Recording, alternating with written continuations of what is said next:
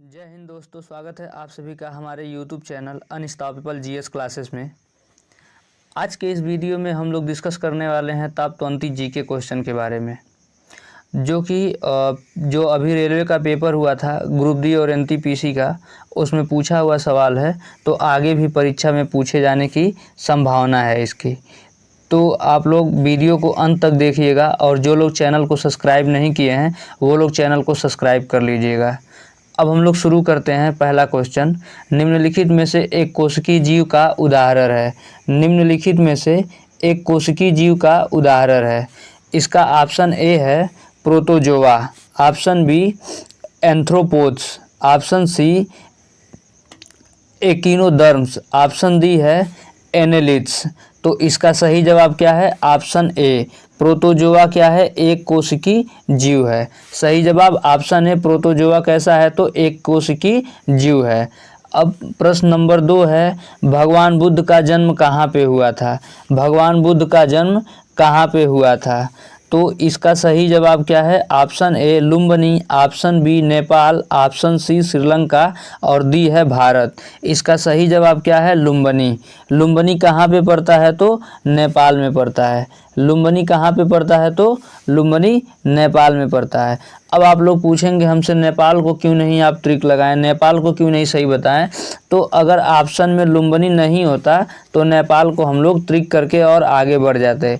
क्योंकि जब एकदम एग्जैक्ट स्थान कभी दे देता है और कभी क्या होता है कि पूरे देश के बारे में देता है, तो जो एग्जैक्ट स्थान रहता है उसी को ट्रिक लगाया जाता है।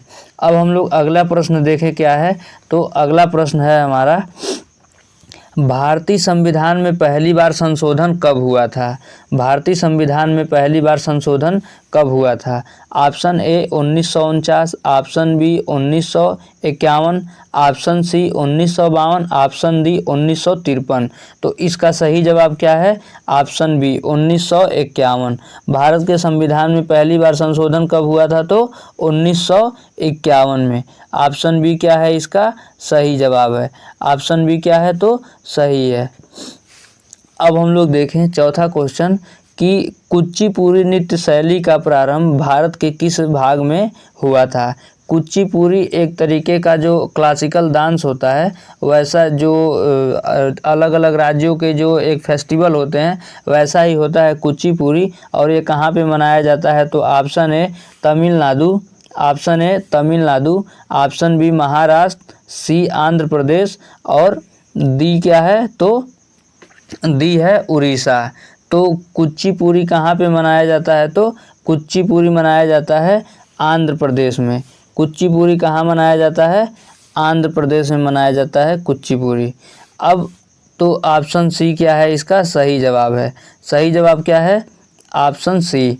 अब हम लोग देखें पांचवा प्रश्न, सम्राट अशोक किसके उत्तराधिकारी थे? सम्राट अशोक किसके उत्तराधिकारी थे, यानी कि किसके स्थान पे अशोक राजा बने हुए थे? Option A Chandragupta Maurya, B Bindusara और सी सुसीम और डी कौन है? दशरथ। तो इसका सही जवाब क्या है? अशोक किसके स्थान पे राजा बने थे? तो बिंदुसार। यानी कि अशोक के पिताजी का नाम क्या था? तो अशोक के पिता का नाम बिंदुसार था। अशोक के पिता का नाम क्या था? बिंदुसार था। चंद्रगुप्त मौर्य मौर्य वंश की स्थापना किए हुए थे, और उन्हीं चंद्रगुप्त मौर्य मौर्य वंश की स्थापना किए थे, और मौर्य वंश का ही शासक थे बिंदुसार। बिंदुसार का पुत्र था अशोक और सुसीम। लेकिन सुसीम राजा नहीं बन पाया, क्योंकि सुसीम जब कश्मीर के विद्रोह को दबाने गया था तो कश्मीर की जनता ने क्या की थी? सुसीम को वहां से भगा दिया था, और उसी विद्रोह को दबाने के लिए फिर कौन गया? तो फिर से गया अशोक, और अशोक ने उस विद्रोह को दबा दिया, जिसकी वजह से अशोक क्या बन गया? तो राजा बन गया। अब हमारा अगला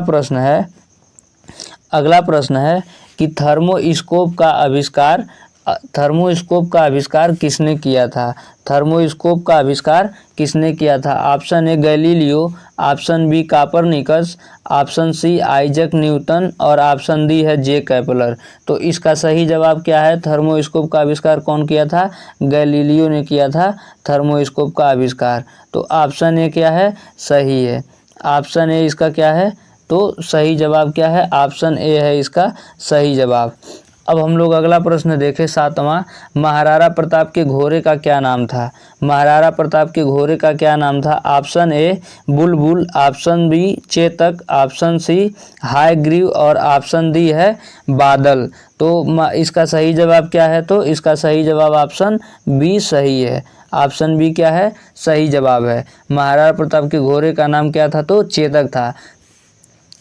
अगर अभी तक आपने मेरा चैनल सब्सक्राइब नहीं किया हुआ है तो चैनल को जरूर सब्सक्राइब कीजिए।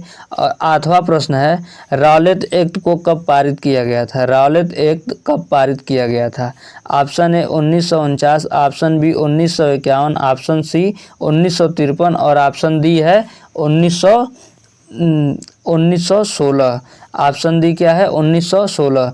तो इसका सही जवाब क्या है? रौलत एक्ट कब आया था? रौलत एक्ट आया था 1919 में। 1919 में रौलत एक्ट आया और यह एक तरीके का काला कानून था जिसके तहत किसी भी व्यक्ति को बिना एफआईआर के गिरफ्त किया जा सकता था। बिना एफआईआर के गिरफ्त किया जा सकता था। तो सही जवाब क्या है? ऑप्शन ए। रौलत एक्ट जब पारित हुआ उसके बाद ही हुआ था जलियांवाला बाग। जलियांवाला बाग कब हुआ था? तो जलियांवाला बाग हुआ था 13 अप्रैल 1919 को। 13 अप्रैल 1919 को हुआ था क्या? तो जलियांवाला बाग हुआ था। अब हमारा अगला प्रश्न है, अगला प्रश्न क्वेश्चन नंबर 9 कि चंद्रमा का चक्कर लगाने वाला पहला उपग्रह कौन सा था? चंद्रमा का चक्कर लगाने वाला पहला उपग्रह कौन सा था? Option A Luna 2, option B Luna 10, option C Apollo 10, option D Apollo 11। तो चंद्रमा का चक्कर लगाने वाला पहला उपग्रह कौन सा था? लूना 10। लूना 10 इसका क्या है? सही जवाब है। सही जवाब क्या है? लूना 10। अगला प्रश्न है, निम्नलिखित में से कौन सा मृत व्यक्ति का स्मारक नहीं है? निम्नलिखित में से कौन सा मृत व्यक्ति का स्मारक नहीं है? ऑप्शन ए Bibi ka Maqbara, option B Taj Mahal, option C Char Minar, option D Itmad ud Daulah ka Maqbara. तो इसका सही जवाब क्या है? चार मीनार। सही जवाब क्या है इसका? चार मीनार। चार मीनार किसी भी व्यक्ति का मकबरा नहीं है, किसी भी व्यक्ति का मकबरा नहीं है। बाकी बीबी का मकबरा, ताजमहल की बीबी का मकबरा है, ये औरंगाबाद में स्थित है। और ताजमहल औरंगजेब की बीबी का मकबरा जो औरंगाबाद में स्थित है, और ताजमहल मुमताज़ का है, और इत्माद उद्दौला का मकबरा है। अब हमारा अगला प्रश्न है कि पेंसिलिन का आविष्कार किसने किया था? पेंसिलिन का आविष्कार किसने किया था? Option A Ian Fleming, option B Alexander Fleming, option C Stephen Hawking और ऑप्शन डी है Alexander Graham Bell. Alexander Graham Bell. इसका सही जवाब क्या है? तो इसका सही जवाब है option B Alexander Fleming. Alexander Fleming. Option B Alexander Fleming. अब हम लोग अगला प्रश्न देखते हैं। अगला प्रश्न है, निम्नलिखित में से किसे मार्स गैस भी कहा जाता है? निम्नलिखित में से किसको मार्स गैस भी कहा जाता है? Option A methane, option B ethane, option C propane और ऑप्शन डी है ब्यूटेन। तो इसका सही जवाब क्या है? ए। ऑप्शन ए इसका क्या है? तो ऑप्शन ए इसका सही जवाब है। ऑप्शन ए। सही जवाब क्या है? Option A. मेथेन का सूत्र क्या होता है? तो मेथेन का सूत्र होता है CH4। मेथेन का सूत्र क्या होता है? तो CH4 होता है मेथेन का सूत्र। इसे मार्स गैस भी कहा जाता है। अब हम लोग अगला प्रश्न देखें, वास्को डी गामा भारत कब आया था? वास्को डी गामा भारत कब आया था? Option A 1497, option B 1492, option C 1498 और ऑप्शन डी है 1919। तो वास्को डी गामा भारत कब आया था? वास्को डी गामा भारत कब आया था? ऑप्शन सी इसका क्या है? सही जवाब है। वास्को डी गामा भारत कब आया था? तो 1498। वास्को डी गामा भारत कब आया था? तो 1498। 14वां प्रश्न है, किस नदी को बंगाल के शोक के नाम से जाना जाता है? किस नदी को बंगाल के शोक के नाम से जाना जाता है? Option A Brahmaputra, option B Hooghly, option C Bhagirathi, option D Damodar. इसका सही जवाब क्या है? दामोदर नदी। ऑप्शन डी इसका क्या है? तो सही है। ऑप्शन डी इसका क्या है? तो सही जवाब है। अब हम लोग अगला प्रश्न देखें। अगला प्रश्न क्या है? 15 नंबर का। तो 15वां प्रश्न है, बौद्ध गुफाओं के लिए प्रसिद्ध कार्ले किस राज्य में स्थित है? Option A Maharashtra, option B Uttarakhand, option C Uttar Pradesh और ऑप्शन डी मध्य प्रदेश। तो जो कार्ले है ये बौद्ध धर्म से संबंधित है और ये कहाँ पे स्थित है? तो कार्ले कहाँ पे स्थित है? महाराष्ट्र में स्थित है। क्या चीज़? कार्ले। तो इसका सही जवाब क्या है? ऑप्शन ए इसका सही जवाब है। अब हम अगला प्रश्न की बात करें कि अगला प्रश्न क्या है। तो अगला प्रश्न है, भारत की आज़ादी के दौरान करो या मरो का नारा किसने दिया था? भारत की आज़ादी के समय करो या मरो का नारा किसने दिया था? Option A Veer Savarkar, option B Netaji Subhash Chandra Bose, C Mahatma Gandhi और डी सुब्रमण्य भारती। डी क्या है? सुब्रमण्य भारती। इसका सही जवाब क्या है? तो ऑप्शन सी महात्मा गांधी ने कहा था करो या मरो का नारा। कौन दिया था? तो महात्मा गांधी ने दिया था करो या मरो का नारा। ये नारा कब दिया गया? तो जब 1942 में भारत छोड़ो आंदोलन हुआ उसके बाद से महात्मा गांधी ने यह नारा दिया करो या मरो। महात्मा गांधी ने यह नारा दिया करो या मरो। अब हम लोग बात करें 17वां प्रश्न। तो 17वां प्रश्न है, सबसे छोटा महाद्वीप कौन सा है? सबसे छोटा महाद्वीप कौन सा है? तो ऑप्शन ए है, सबसे छोटा महाद्वीप कौन सा है? Option A Antarctica, option B Africa, option C Australia और ऑप्शन डी दक्षिण अमेरिका। इसका सही जवाब क्या है? तो ऑप्शन सी इसका सही जवाब है। सही जवाब क्या है? Option C. सबसे छोटा महाद्वीप कौन सा है? तो ऑस्ट्रेलिया है सबसे छोटा महाद्वीप। अब ऑस्ट्रेलिया को ओशनिया महाद्वीप पे ऑस्ट्रेलिया सबसे बड़ा देश है, जिस वजह से इसको ऑस्ट्रेलिया महाद्वीप के नाम से भी जाना जाता है। लेकिन उस महाद्वीप का क्या नाम है? तो ओशनिया महाद्वीप है, जिसको ऑस्ट्रेलिया महाद्वीप के नाम से जाना जाता है। अगला प्रश्न है, अब हम लोगों का अगला प्रश्न, विश्व क्षय रोग दिवस कब मनाया जाता है? विश्व क्षय रोग दिवस यानी कि विश्व टीबी दिवस कब मनाया जाता है? ऑप्शन ए 28 मार्च, ऑप्शन बी 24 मार्च, ऑप्शन सी 24 मई और ऑप्शन डी है 28 मई। इसका सही जवाब क्या है? तो 24 मार्च। सही जवाब क्या है?